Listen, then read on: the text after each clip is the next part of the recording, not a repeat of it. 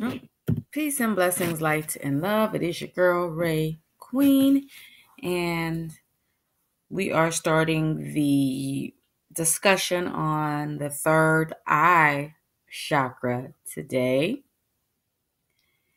And I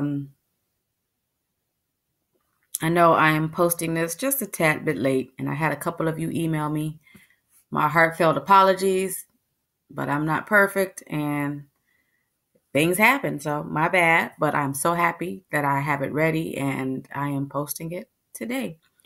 So I did post a workbook. It's a little different.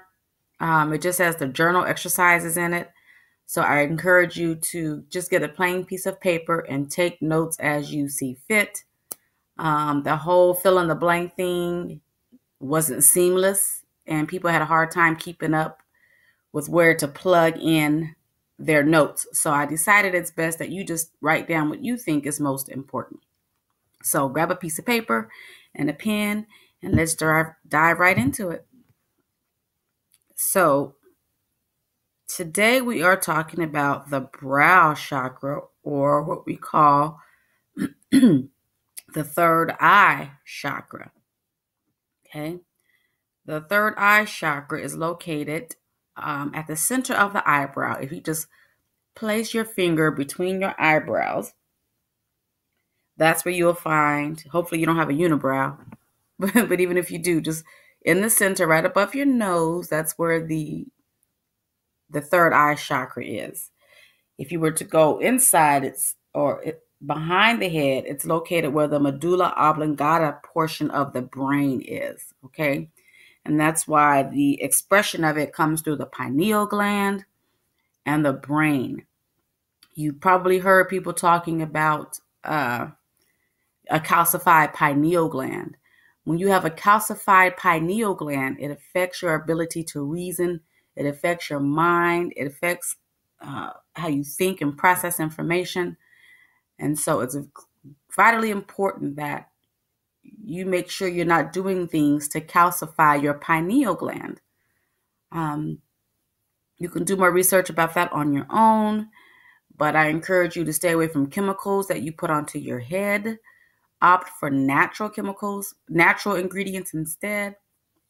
I encourage you to eat foods that promote decalcification of the pineal gland. And when you do, you'll notice a big difference in how you think and function in life. Okay? So moving on, the scents or the aromas associated with the third eye are jasmine and mint. So get some oils and dab them on your post points this week. If you're working on your third eye, burn jasmine or mint incense, or burn jasmine or mint oils throughout the house. That will help open up your third eye. And then the stones or the crystals, associated with the third eye are sapphire, lapis lazuli, sodalite, and quartz, which is one of my favorites. I think you should have quartz, clear quartz, all the time. You should always have clear quartz on you, but any purplish color stone, blurple, I call it blurplish color stone, will resonate with the third eye. The best therapies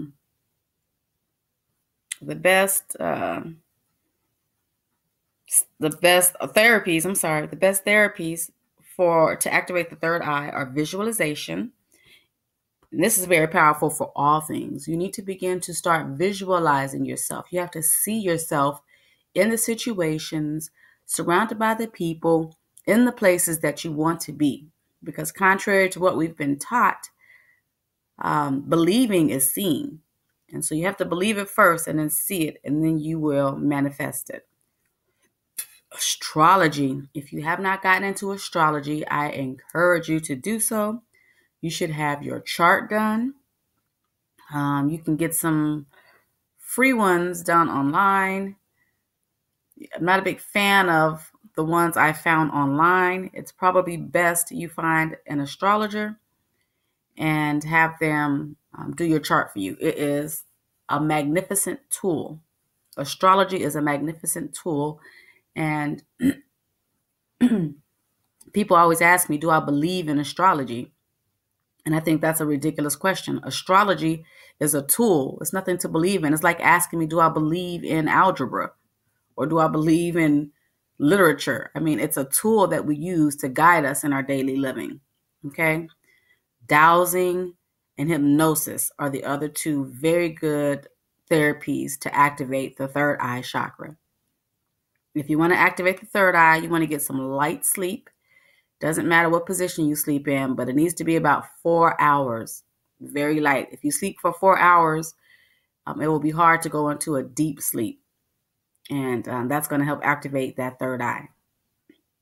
Classical music or cosmic sounds are great music to listen to while you're working on the third chakra. Okay. Now, the sixth chakra involves around our mental and reasoning abilities and how skilled we are at evaluating our beliefs and our attitudes. How skilled we are at evaluating our beliefs and our attitudes. Not that you do it, because I'm sure most of us do it kind of haphazardly anyway, but how good are you at evaluating your own beliefs and your own attitude? Okay. The challenge of the third eye is identifying and removing false truths. The third eye is surrounded by lessons that lead us to our own wisdom. When the third eye chakra is activated, you will feel a driving force to continually search out the difference between truth and illusion. When you come to a point where you need to just find out what the truth is, I need to know what's true and what's not true. That's a third eye activation. It is when we will come to know that the brain is a physical instrument that houses knowledge.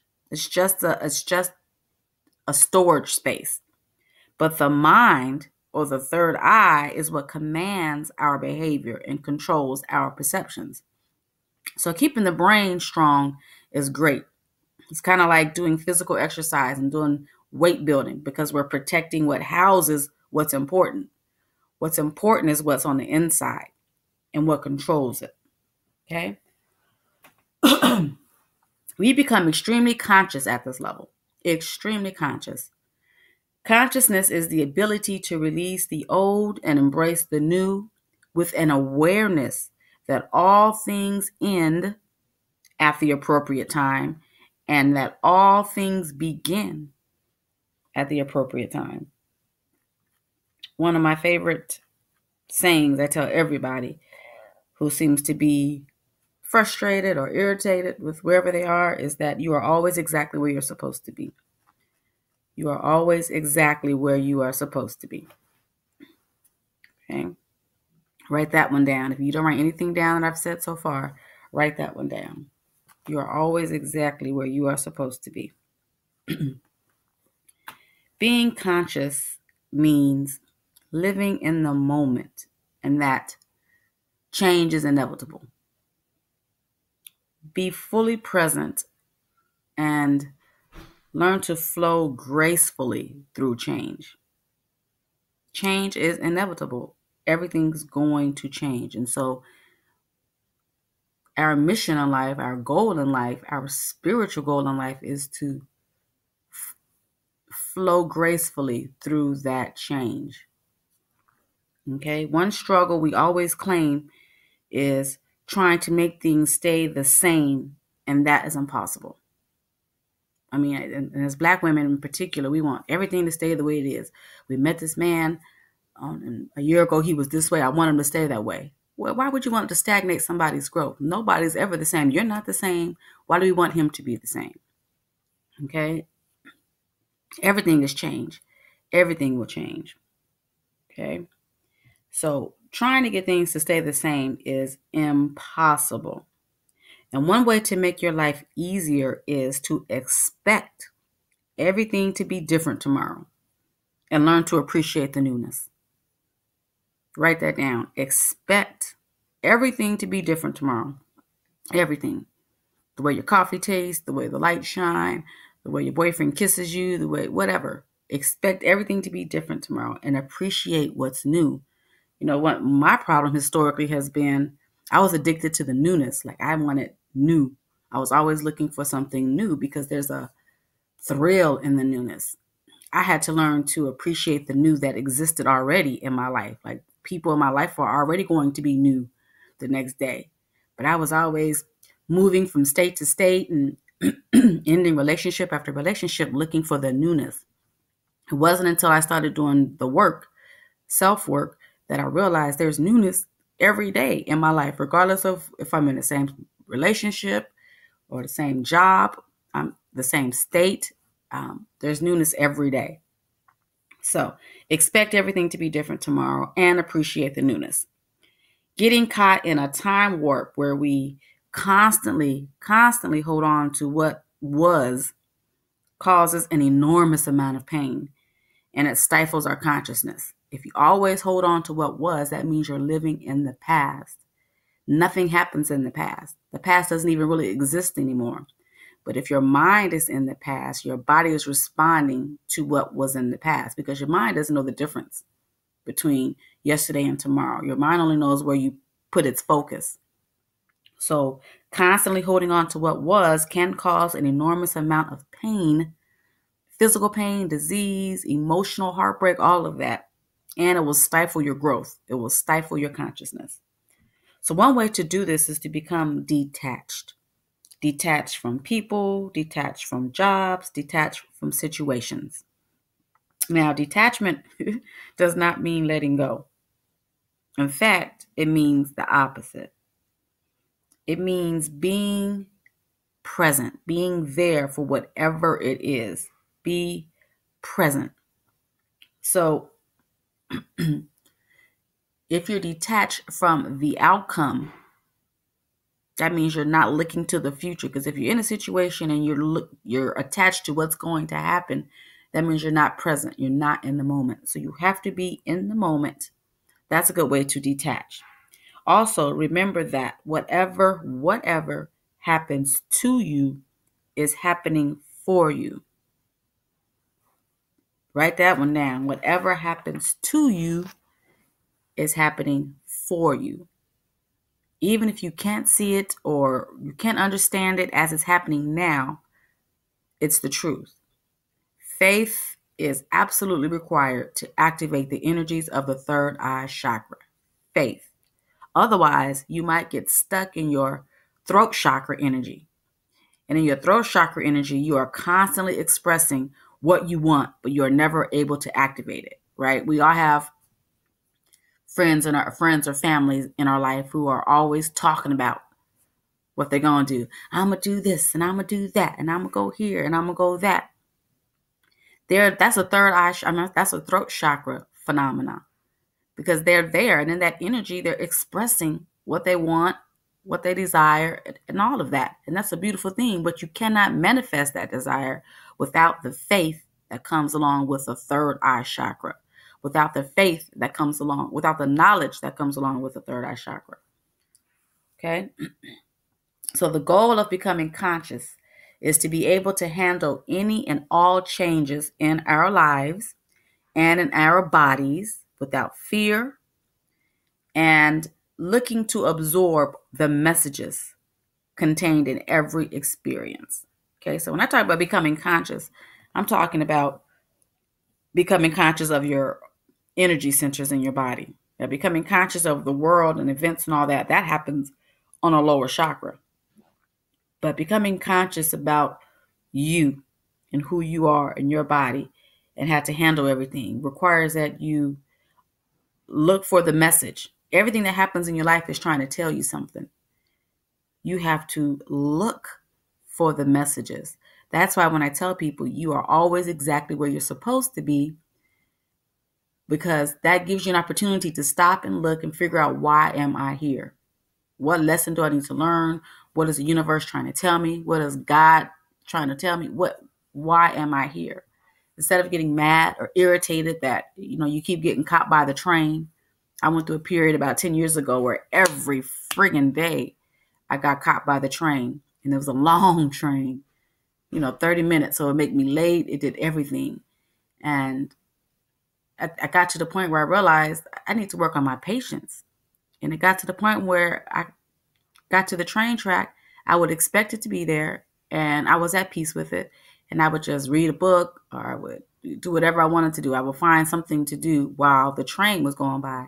And then one day, the train disappeared, never came back again. So you're always exactly where you are supposed to be. And remember that all truth is at the same level of truth itself. It's not on the level of your past hurts or your present enjoyments or your future desires. Truth is beyond the enculturation of truth or the indoctrination of truth. So if you are,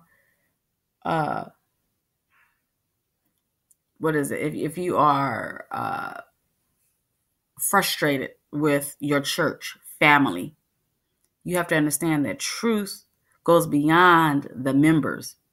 Truth goes beyond the indoctrination. So no matter what people try to do to the truth, you need to focus on the truth itself. Because Christianity at its core is truth.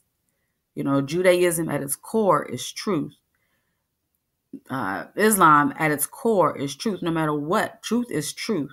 The problem is we've become committed to the indoctrination or the enculturation of truth. And that becomes a problem. So you have to remember, truth only resides where truth resides. Work with truth and not the people professing to have the truth.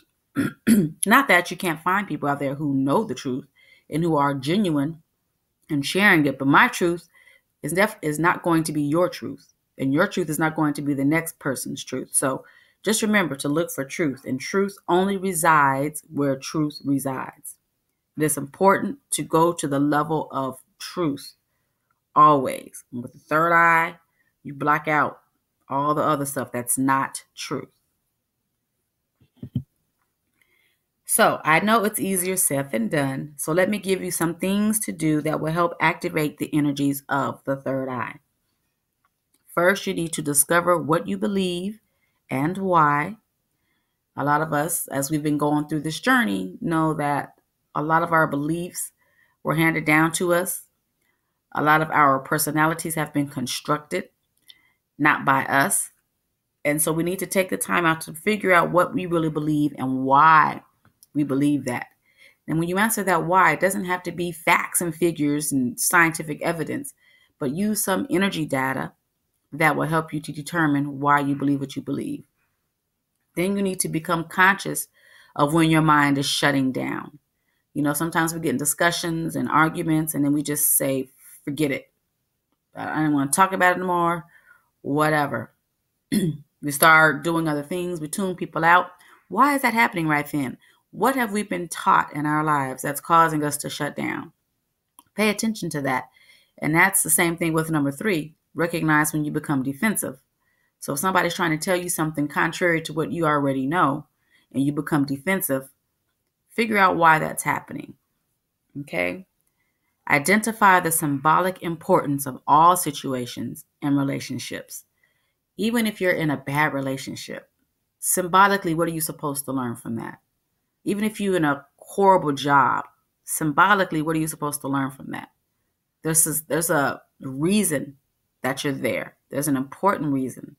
And even if you can't see it on the surface level, look for the symbolism in all those situations. Okay? Start to receive guidance through your dreams. I know a lot of people say they don't dream, but we all dream. You're just not remembering your dreams. And one easy trick you can do is, before you go to sleep, tell yourself, I'm going to remember my dream today. And then also keep a pen and pad next to your nightstand. And as soon as you wake up, try to remember your dreams and write them down, because they will disappear into subconscious land. Okay, but your dreams are very important. It is our subconscious directive. Okay, and if you're into ancestors and angels, that's where they will give you guidance. They'll give you guidance in your dreams. One of the places, the most dominant places through your dreams. Okay. And then number 6, release thoughts that promote self-pity or anger or blame. It's amazing to me how many people pity themselves. You have to stop the woe is me campaign, okay? You have to stop being angry all the time, and you have to stop blaming others. Of course, there were players in your game of life. There were people who were responsible for doing things to you or whatever, and that's true. But when you stop placing the blame, it means that you become conscious of your power to shift the energies of what was and create a new what is. Okay? And then give up the need to prove, that's a typo. Give up the need to prove. Give up the need proof to make intuitive decisions. Give up the need proof to make intuitive decisions. Okay, I got what I was saying. So a lot of times we get gut feelings about something and we don't act on it because we feel like, it just doesn't make sense. It doesn't make sense. It goes against what I've been working on or whatever. Give up the need for proof. If you have a real strong, intuitive gut decision, I call it God's voice. If God's telling you something and so heavy in your spirit, do it. You don't need the proof. You don't need it. All you need is your energy data that God is communicating to you through. Okay? That's a hard one, but just do it. And it's not going to make sense to anybody else but you. If I could tell you how many times, child, I've done things and my friends were like, what is wrong with this girl? And eventually it got to the point where they would just say, hey, that's Raye. That's just the way she is. So, or that's Karen. My oldest friends call me Karen. Okay, and number 8, let go of how you thought your life should be and get on board with how your life is and where it's taking you. Yeah, I thought I'd have 10 kids and I thought I'd have all this. I have 2 babies. They're both grown. I'm divorced twice. And yeah, that wasn't my plan, but that's where I am. And I'm okay with that. I didn't think I would be here, but this is where I am and I'm enjoying the ride. You have to just be okay with who you are, even if all your friends are doing something different, even if everyone in your family is doing something different. You have to be okay with where you are and enjoy what might be in store for you. Be excited about it. Now, here's a hard pill to swallow. A shift in consciousness will always include a period of isolation and loneliness, which is required to get accustomed to your new truth. When you find your new truth, you're going to spend some time alone. You're going to feel lonely, even if you're not spending time alone. But that's what's necessary. It is required to become accustomed to the new you, to your new truth. And then guess what? The most beautiful thing will happen. You'll begin to attract people who share your truth. For whatever reason, at the grocery store, a conversation will happen while you're out to dinner, or Facebook groups like the Secret for Sistahs will pop up on your feed. Magically, you'll find your people. It is amazing. Okay? Now, get your stones and get your oils and get your journals out, and let's start journaling for the third eye chakra.